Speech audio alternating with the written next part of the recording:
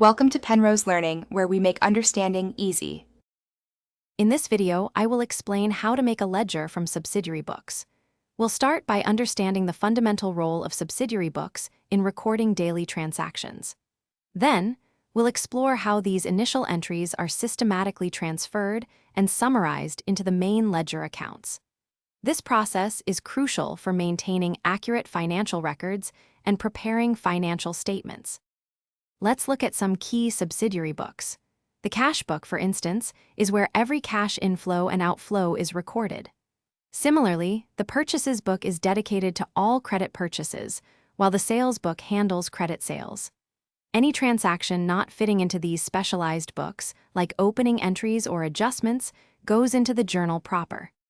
Now, let's dive into the posting process. For each entry in a subsidiary book, you'll identify the relevant ledger accounts. Remember the double entry principle. For every debit, there must be an equal credit. For example, a cash sale from the cash book would debit the cash account and credit the sales account. The folio column helps link these entries back to their origin. Finally, we balance the ledger accounts. This involves totaling both the debit and credit sides of each account. The difference between these totals gives us the account balance. This balance is then carried forward to the next period. After balancing all accounts, a trial balance is prepared to ensure that the total debits equal the total credits, confirming the arithmetic accuracy of your ledger.